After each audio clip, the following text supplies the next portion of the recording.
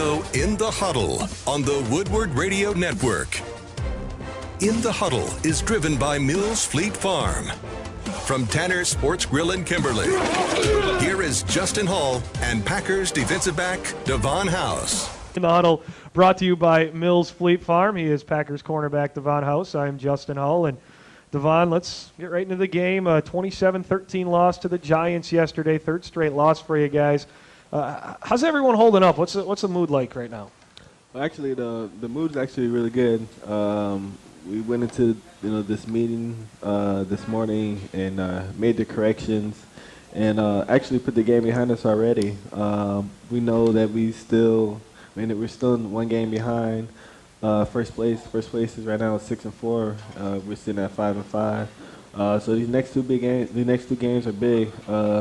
It's Minnesota and I think it's the Vikings. You got Minnesota this week and then Detroit. Then Detroit, yeah. So two division games, so two big games coming up. You mentioned getting over a loss. How do you guys shake a loss? I mean, what goes through getting that out of the system and being able to move on to the next week?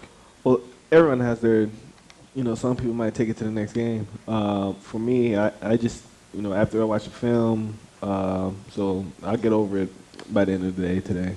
Plane ride, is that kind of quiet, somber after a loss? I mean, on the way back from New York? Yeah, it was. Everyone was sitting there just talking about the game, what we need to do to get better.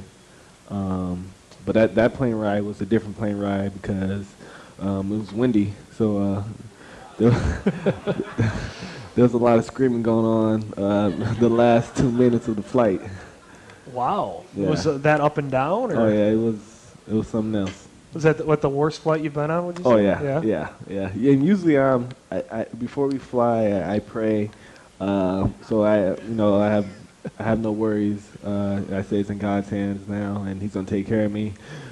In the last 2 minutes of that flight, I was like, "Please, Lord, let me land so I can go home to my wife." And we made it safe, so I was happy. Yeah, made it safe, and here tonight, thanks to Lenny LNS Classic Limousine, getting you here safe as well. We'll throw in that plug for Lenny there. You kind of answered this, and I know fan reaction, if you follow Twitter, and that's where people like to voice their opinions, people are talking like the season's over, but as you said, it's not gotten away from you guys. It's a great approach. I mean, one game out of the division, and that's a guaranteed spot in the playoffs. Wild card's a wild card, but if you win your division, you're there, and Detroit losing yesterday, I know Chicago won, but you're sitting there one game out of a playoff spot with 5 games left in the season, so a long way still to go. Yeah, it's far from over. Even I believe the year they won, Green Bay won a Super Bowl, I believe they were 4-4 at a point where we're 5-5. So we just gotta really gotta win this week. So win this week, go 1-0 this week, and move on to the next game. But we have to win this week. Kind of diving into the game a little bit. Tremont got the interception, just the 4th interception for you guys this year, and I know the last couple of years, a top 10, he had 18 last year, led the league in 2011 with 31 interceptions. Just 4, is that an explainable thing? Is it just happening, or what? It's really just happening. I guess we really can't make no excuses, but if you watch the games, not too much is happening on the back end where we are having that many opportunities to get our hands on the ball. Have we dropped a few balls? Yes, we have dropped a few balls. It might be like 6 total throughout the whole secondary, but even if we catch those 6 picks, we're at 10 picks, which is still not 30-something that we had a few years ago. You catch 40 picks one year, 30 picks another year, 35 the next year or whatnot. So it's every year they expect greatness, which is what we expect out of us too. Just the ball's not falling away right now. But like I said, the season's not over yet, so. Since I've been here, we have games, 4 picks, 3 picks, so I can still see us getting 20+. I think it's because Jay Cutler was out for the first Chicago game. I was getting. Yeah, you said it, I didn't. But kind of bringing that up too. With the turnover difference, and that's what people do when things aren't going well. They look at this, they look at that, they look for a reason for everything, and I think that's just one of the glaring numbers, if we can say. I mean, -6 on the turnovers as a team. It's not just defensively. I think offensively, turning the ball over a little bit more than you guys are used to. I think that's where that one comes from. Yeah.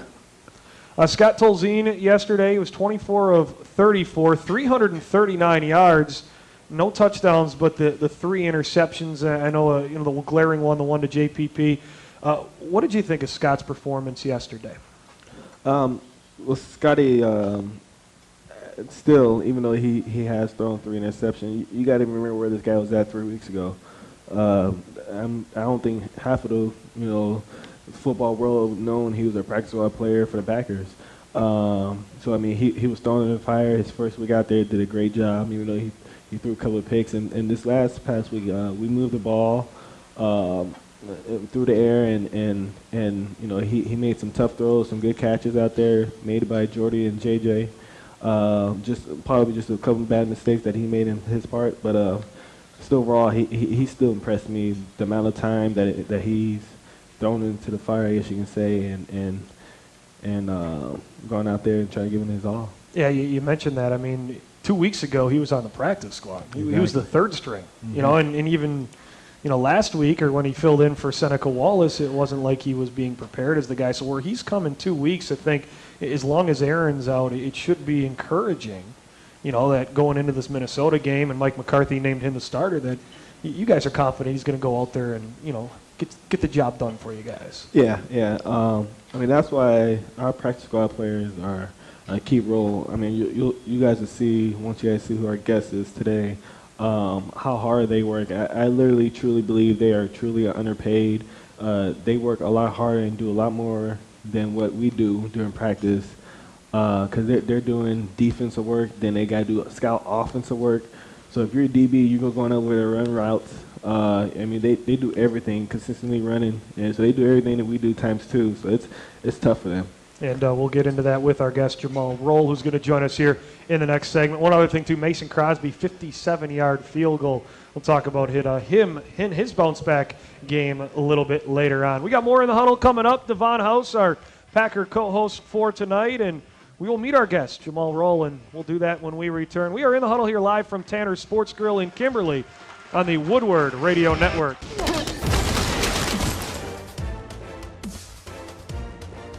And we are back here at Tanner's Sports Grill in Kimberly in the huddle, returning on the Woodward Radio Network. In the huddle brought to you by Mills Fleet Farm. Packers co-host Davon House with us tonight. We'll meet our guest in a moment. We want to get to our Compass Land Consultant Injury Report. Compass Land Consultants, a full-service real estate consulting business. They specialize in the sale of vacant land that includes hunting property and timber investments. Compass Land Consultants, they have a team of experts ranging from real estate brokers to appraisers to professional foresters with all the knowledge you need when searching for that land. No matter where you are in your search, put their team to work for you. Give them a call, 800-548-6933, or you can check them out on the web at clclands.com. And just getting the updates, we mentioned Scott Tolzien, head coach Mike McCarthy saying he'll get the start this week. Aaron Rodgers continuing to be week to week with the broken collarbone, trying to get back healthy as soon as he can. Sam Shields had the groin injury and was unable to go yesterday. Don Barclay missed yesterday's game, trying to get back from a knee injury. And Andy Mulumba and Nick Perry both inactive. Mulumba the ankle and Perry the foot, trying to get back out there for this week. Well, we're ready to welcome in our guest. And Davon, you want to do the honors and introduce him? Yeah, we got Jumal Rolle. I can't even pronounce the school he went to. Went to Catawba College. It's in North Carolina. Yeah. Catawba, a Division II college in North Carolina. You mentioned it's kind of a in the middle of nowhere, small town institution there. Well, it's in Salisbury, and it's a similar town like Green Bay. Great town to focus on football, so I'm kind of used to it. What can you tell us about the football program at Catawba? I'm sure people are learning of its existence, here tonight, not one that people know a lot about. Well, it's a private school, so we don't get the top recruits, but at the end of the day, we try to develop players into getting them to this next level. So it's football at the end of the day, and it's a small school, and they compete just like anybody else does. Well, your rookie season here, you were picked up after the draft by Buffalo. were with them for training camp, then spent some time in New Orleans before coming here to Green Bay. But, going back to that draft process, I guess, what was that like for you? I mean, considering a Division II school and, maybe not being on the radar like some of the, the top level guys are. Well, my only goal was just trying to get a step in the door, and whenever I did, just making the best of the opportunities. So that was pretty much it for me. I knew I wasn't, probably wasn't going to get drafted. So, but I knew I had a shot. So I tried to take advantage of every opportunity I have. Once they call my name. When did you realize the NFL was a possibility for you? Well, my family always try to, hype me up, I would say, and try to tell me that I would go. But it started getting serious my senior year at Catawba College when the scouts was coming around and interviewing me, and I noticed that I had a shot. So I started, trying to take it more seriously and trying to mature and be the best guy I can be. What's that meeting like? I guess coach comes up to you, hey, there's this NFL scout that wants to come and talk to you. I mean, what's that like? Well, it's exciting. It's one of the most exciting things that happens on a small campus when an NFL scout comes. So it was just great to have a scout on there, and they basically just talk to you about the next level changes and what you have to do to to remain in the league. So that was an honor. Was that kind of like it was for you, Davon, too? I mean, all of a sudden there's scouts showing up and talking to you after practice and what have you. Yeah, kind of. Well, my coach was Dwayne Walker. Yeah. He coached a while in the league with the Redskins, a little bit with Pete Carroll, the Patriots. So he knew a lot of guys in the league, and we're still close. Now he's with Jacksonville, DB coach. So now we're still coaching. We still talk now. But the way he did it was kind of smart, and I like the way, and I respect the way he did it. He didn't have me talk to him too much because he didn't want them to hype my head up. Come from a small school and knowing that I still have a lot of work to do. I talked to him a little bit, but not too much though. So how about getting recruited out of high school? What was that like? Was there a lot of opportunity for you, coming out of high school? And, I guess, as your family said, it's kind of pushing you, hey, football, you got an opportunity to do this. Right. Well, coming out of high school, my high school was in a small town, too. You're used to this small town. Yeah. So I was, always behind a couple trees and, a lot of grass and stuff like that. So I had to keep mowing my way through and making the best of it. But I wasn't highly recruited due to that and not being in a big program. But I had good stats, but obviously it wasn't against good competition. But I went to Catawba, made the best out of it, and now I'm here. How about your time in Buffalo? And then you spent a month in New Orleans, and now you end up here in Green Bay. Similar situations, or was it completely different worlds? Each team, each locker room you were in it. Well, it was different on every team, and I learned a lot from each organization. In Buffalo, we had new coaching staff, so I was getting acclimated to the new players and young players, and obviously that was my first team, so I was getting acclimated to a little bit of everything, and the players was fine, and the coaches and everybody was good. I learned a lot, but things didn't end well, so I went to New Orleans, and that was New Orleans was on the upper end of winning, so I was a part of a winning team, and they went about things different, and I learned a lot from them as well. And obviously things didn't end well there, so the great Green Bay, called me, and I'm just happy to be here. Davon, do you hear that? From guys that have played at other places, kind of the comparisons, how different it is here. Is there a lot of similarities in that? It's a big difference. Even, I've been in for 2 years, going on year 3, and people that were older than me, that became friends with other people that came in the same year as me, I still talk to them now, and they say they miss Green Bay, and it's the other side is not always greener. Even some people that might go over to the other land for more money, I'm pretty sure they regret it too.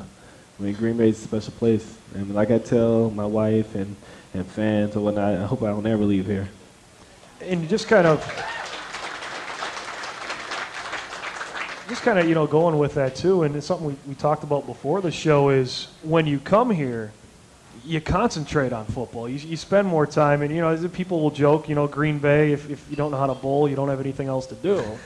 But it's really, a great opportunity for you guys to really study, really, just become better players. And I think, Davon, you're kind of talking about that too with guys that you came in with because they were here, maybe having a step up and end up, making hay elsewhere and getting other opportunities around the league. Yeah. Prime example, Brandon Ross, who's a practice squad player here. I think we had him active one game last year. Well, I forgot his situation, but he was on practice squad here, went to Oakland. Now who's their starting safety now for Oakland. So it's a great.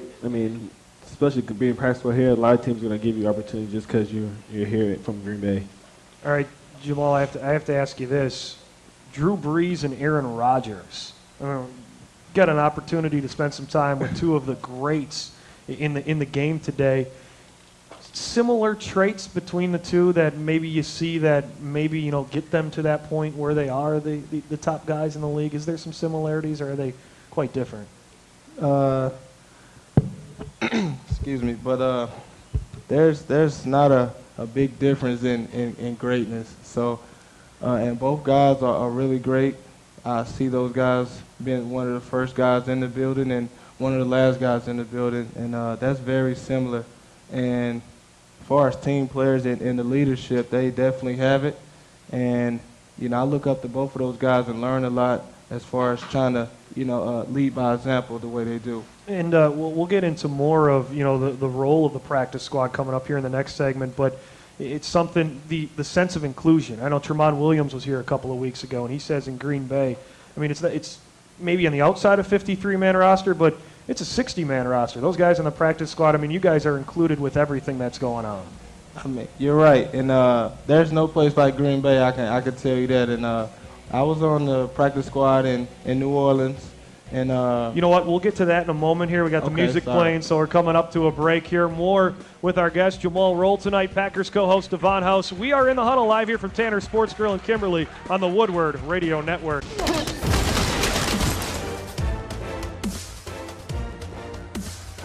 And we are back at Tanner Sports Grill in Kimberly in the Huddle on the Woodward Radio Network.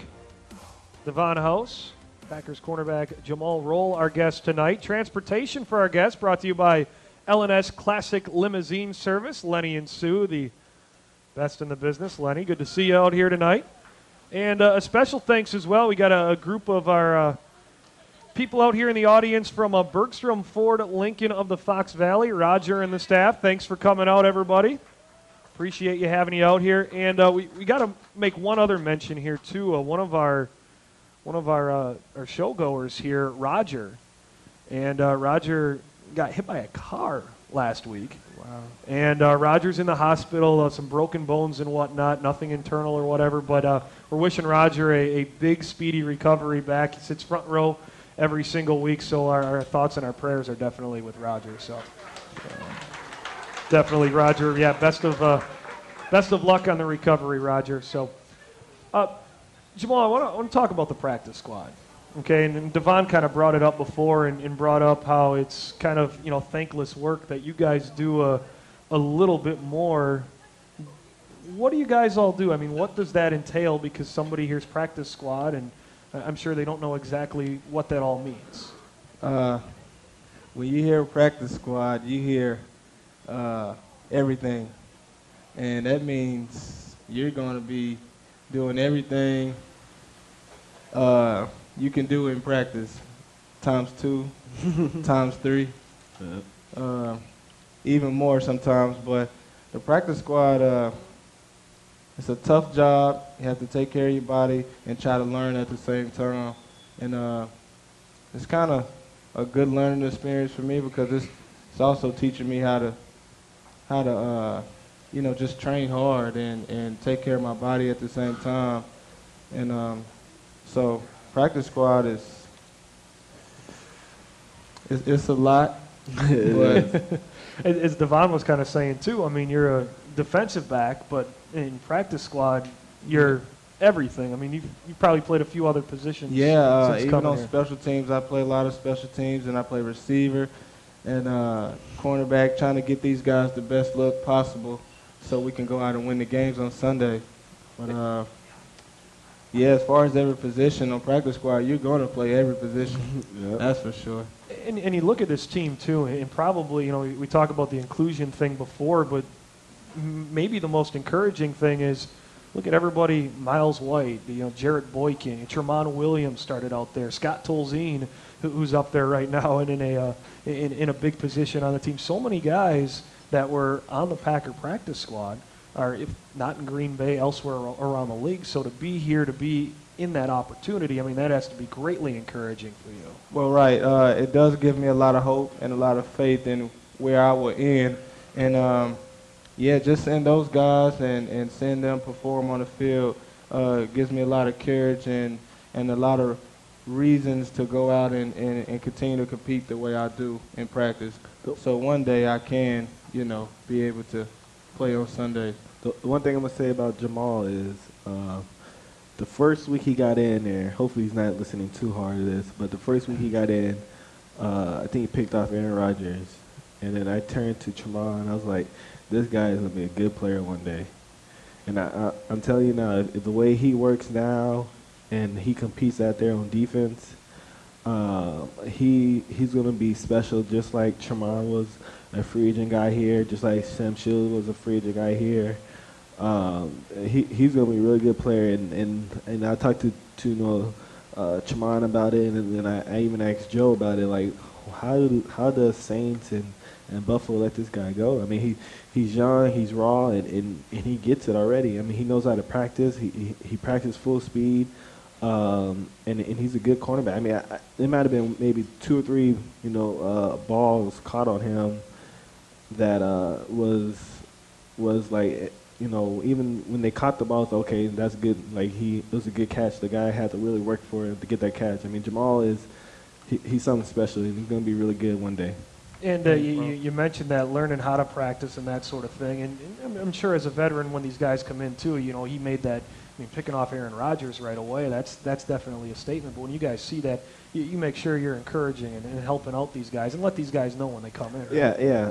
Well, I hope, I'm not that guy that's like, he's just a rookie. He's just a practice squad player. I try not to act like that guy. So I try to set an example with the younger guys. Even though I wasn't a practice squad player, but just, trying to teach them and try to take them underneath my wings and just try to show them the right way that, like that Charles showed me, or Nick Collins showed me, just the older guys showed me, just tried to pass the tradition down of working hard and striving to be the best. And that's got to be, I mean, you hear what, A, what he says, and then B, being in that position and seeing how it works out. I mean, that's got to be extra encouraging to work hard, to continue doing exactly what you're doing, right? Well, yeah, all the guys actually welcomed me into Green Bay and to the team like a family. So I appreciated that, and it also, like I said, encouraged me to go out and compete and to be at the level that they're at. So I'm excited to where this is going. So I look forward to it. All right. One other thing I want to get in here too, and I was talking about the Andre Ellington, Jason Babin play from yesterday. And Davon, you didn't see it. No. Jason Babin got a handful of Andre Ellington's hair, his dreads, and ripped them off his head. Gosh. And he's standing there with his hand in the hair. There's a picture of him holding a clump of Andre Ellington's hair. What you think about that, Hal? That's exactly the question I had. Man, it's funny because the Detroit game, I got penalty on special teams. Well, the guy was grabbing my hair, and I probably shouldn't have done it. Got a flag on it, but at the time I didn't care. So I can imagine what I would have done if you pulled a chunk of my, like 10 of my dreads out. I would have snapped. I'm glad it wasn't me. I really do. Well, he's a running back, so I guess probably trying to bring him down or whatnot. And I'm sure I know Bakhtiari. Did he apologize? I don't know if he apologized or what. Ellington said he didn't even realize it until he turned around and saw him hold him. Wow. Now, do they just randomly fall out? I mean, is that because I heard TJ Lang was talking about this on the practice field. You see something on the field, and he's like, "Well, is that a snake?" And then he won't know it's somebody's dread. Yeah. And you pick it up, and it's just a dread just laying out on the practice field. Mine hasn't fell out on the field, but like if I'm at practice and I feel someone pull my hair, I usually stop. There might have been 1 or 2 times where I come home and then I'm brushing my hair or whatnot back, and it's like, what the heck, my dread came out. And then he asked my wife now, I get all depressed, like, honey, dang, that was like 4 years of growing my hair out. I'm going to cut my hair now. What am I going to do? But I guess, just part of the game, I guess. You ever think about growing it out, have you? No, I don't want to go through that pain. And it takes a while to grow it, and I'm fine with what I have now. Yeah. I have to ask you about Bakhtiari's hair. He refers to it as voluptuous hair. I think he wants to be like Clay. Not everyone can be like Clay. It's, you look at the offensive line. You got Bakhtiari. He's got the flowing locks, Sitton. And then Sitton has his hair. I'm not going to say anything because he scares me, just to be honest with you. TJ tried to grow it out once a couple years ago, and I think you guys probably razzed him too much on that. Yeah, he cut it. AJ used to have it. Yep. Clay's got it.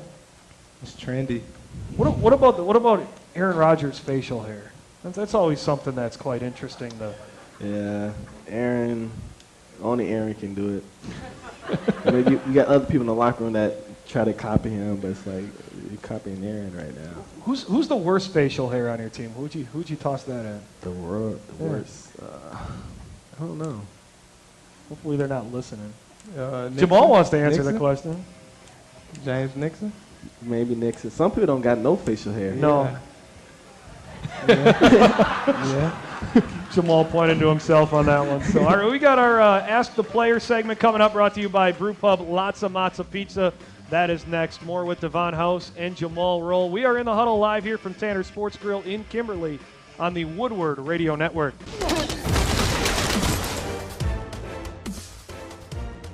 And back at Tanner Sports Grill in Kimberly in the Huddle on the Woodward Radio Network. Davon House, Jumal Rolle, our Packers with us here tonight. Time right now for our Brew Pub Lots of Matzo Pizza Ask the Player segment, where you can go on Twitter and Facebook and pipe in some questions. You got your Brew Pub Lots of Matzo Pizza a couple of weeks ago. Yeah, it's pretty delicious too. Good stuff, yeah. Half pound of that Wisconsin mozzarella cheese. They got the premium meats, veggies, and again, over a half pound of that Wisconsin mozzarella cheese. You can go to Facebook. They're on Facebook, facebook.com/brewpubpizza. You can find it at your local grocer. Brewpub, lots of matzo pizza. Experience a truly great pizza. Got some interesting questions coming in tonight from the listeners. First one's for you, Davon. It's from Alex in Appleton. He writes, I think I saw you at the Bucks game at the Resch Center last month. Are you a big NBA fan? Yeah, that was me. Me and my wife was there. Yeah, I wouldn't say huge, but I love watching basketball. I'm an OKC fan, Kevin Durant, but I support our Bucks. Just whenever OKC gets, come down to the Bucks Stadium, I just hope OKC wins. Can I be honest with you on something? Yeah. You're not stepping on any toes with that one. There's not a lot of people in the state that call them our Bucks. Okay. Yeah, I'm just being honest. You an NBA basketball guy at all? Yeah, well, I love basketball. Gets my mind away from the football, and just to see a different sport for a change. And I'm a Lakers fan, and you get it easy. Yeah. They're pretty good. So, all right. Next question. This one's coming in from Stephen Eau Claire. He writes, I saw an article talking about B.J. Raji's contract situation. Davon, how long are you locked up for? When is your contract? You through next year? Yeah, next year. So it's still a long time to go. Is that tough to not talk about, not think about when you're, when you're out there? At least having that in the back of your mind. I mean, whenever you get a sack or you miss a sack and stuff like that, it's like, oh, that would have been good on my contract to talk about that. But really, I can get cut tomorrow. So is my contract next year? Really, a contract's game to game, really. Yeah, it's kind of the way the NBA goes, or the NFL goes. NFL standing for not for long. Yeah, I mean, really. there's that kind of that joking acronym with that, but it's definitely true. So, next question. This one's coming from Carl in Wyowega. It's for you, Davon. But how excited are you for Xbox One coming out this weekend? I'm excited, but I don't know if I'm gonna get it right away. Because usually there's always something wrong with something right as soon as you get it. So I might get it Christmas time. Okay. You gonna get one of those, Jamal? Or are you just gonna go to Davon's and play it with him? Yeah, probably. Just hang out with House. Yep. Everyone's catching on to your love of video games. Your love of video games. Everyone's catching. It's like there's a new question every week. Well, I mean, there's not much else to do in Green Bay. You keep saying that. All right, I'll save you. We'll get to the next question. This one's coming in from Dan in Madison. A lot of players are coming out talking about not wanting their kids to play football. How do you guys stand in that category? He has a son, so. Okay.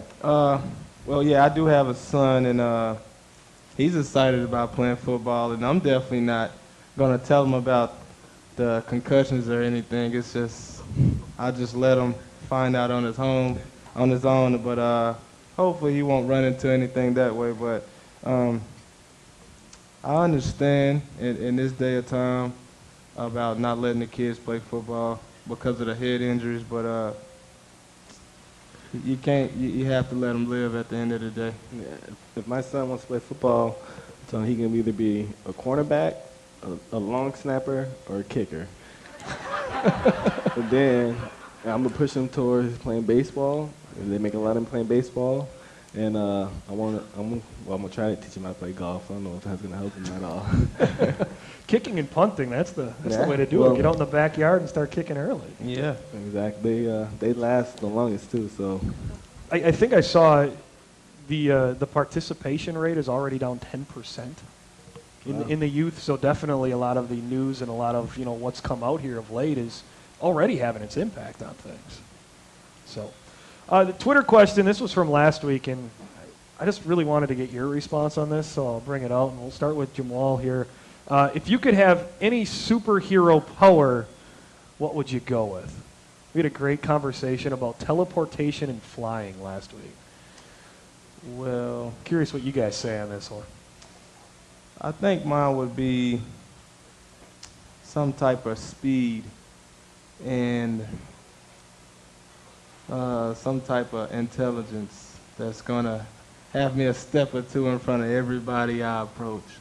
Speed-wise, what did you run? What was your 40? I ran a 4.4. 4.4. Yeah, not too bad. But if I had a superpower, it would definitely be speed. I want to be the fastest guy ever. So, How about you, Davon? well, mine will be I can see the future. So he think he's fast. I know where you're going already. that's true. Got to cut him off before he gets there, right? Yeah. Exactly. Yeah. What was your 40 time? At the combine, I ran a 4.41 and a 4.44, I believe. At Pro Day, it was a 4.35. Okay. Yeah. Well, we got to thank our affiliates listening on here in the Woodward Radio Network, a great affiliate, WXCE in Amory. Also, those folks listening on in Marshfield at WDLB, in Oconto, WOCO, and in Viroqua at WVRQ. Well, it's Minnesota Vikings week number 2 against Minnesota. Already saw them a few weeks back. We'll talk more about that game, and we'll kind of dive into some of the playoff situations.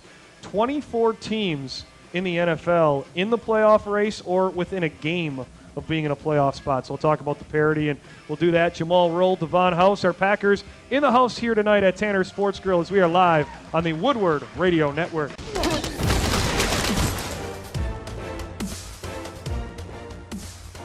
And back at Tanner Sports Grill here in Kimberly in the Huddle, our final segment on the Woodward Radio Network. In the Huddle brought to you by Mills Fleet Farm, Davon House, and Jumal Rolle with us as we continue on here. Salute to Service Month.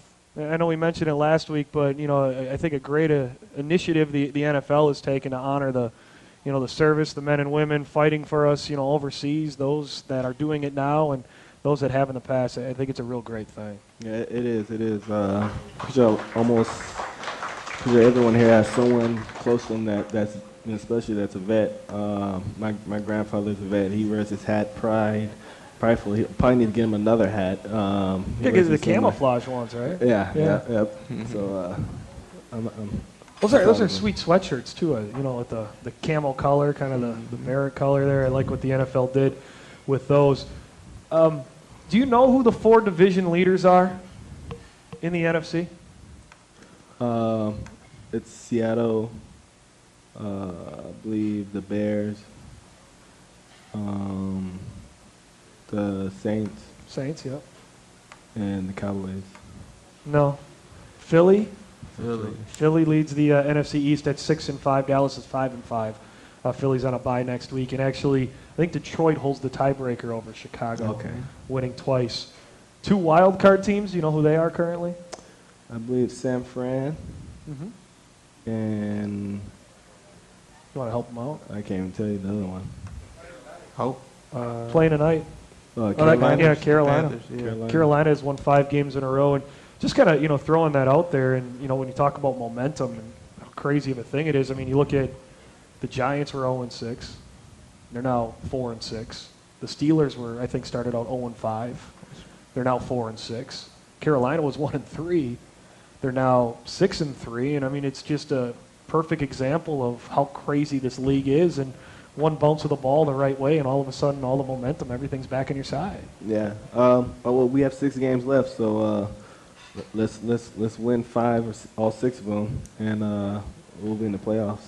Yeah. If you went out 11-5, you win the division because you'll send both Detroit and Chicago back, and it starts with Minnesota this week. We'll get to them in a second. Chiefs no longer unbeaten.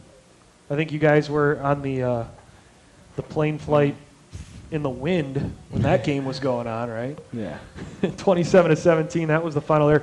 Going back to 2011, and I know you were around that team, 14 wins in a row. Mm-hmm. I mean, the Chiefs ran out 9 in a row. I mean, just how hard, can you put into words just how hard of an accomplishment that is? I mean, going through the records and just kind of where everybody is at. Yeah, it's that year, 2011, was a special year, even though we didn't win it all. To win that many in a row is amazing. It might be even harder to win that many in a row than it is to lose 14 in a row. But it was hard, and we fell short playing against KC. I think it was week 15th. I think it was. Yep. But it was a fun run. I mentioned that Panthers playing the Patriots tonight. Is Carolina's situation kind of being in that race? Do you watch that one at all? Because I know we talk, sometimes Monday Night Football, you're kind of all football out by Monday. How about you, Jamal? Are you going to spend some time watching that tonight? Yeah, I definitely will. That's pretty much what's on TV tonight. And I just see who wins the game because I'm focused on us. So. Weather situation yesterday in Chicago. Did you see any of the highlights or hear what happened there? No, I just knew the Baltimore was winning for a while, and then in overtime, Chicago ended up winning. Yeah, there was a 2-hour delay because of storms. Apparently, there's tornado warnings in Chicago. We're talking about November. You guys still have to go. I don't know if there's going to be a field left by the time you guys get there in late December. That's not one of the best landscaped fields in the NFL, is it? Yeah, it's Jamal will see once we go there. I dislike their field a lot. Worst weather to play football in? What would you say?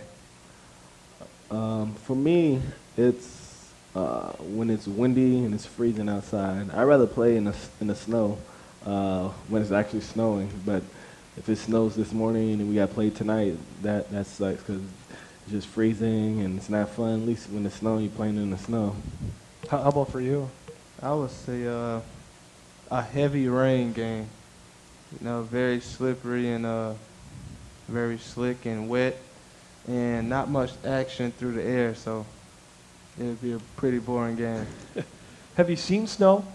I have, but Okay. not the Green Bay snow. Yeah, Yeah. it's coming. So he hasn't seen snow yet. Then. Yeah, basically. You've seen what North Carolina refers to as snow, I think would be the way to put that. Vikings coming up this week, Davon, first time you guys are able to handle them. What's kind of the thought heading into this week? I think you kind of talked it up as you got to get this one must-win game. Yeah, it's a big must-win game, division game.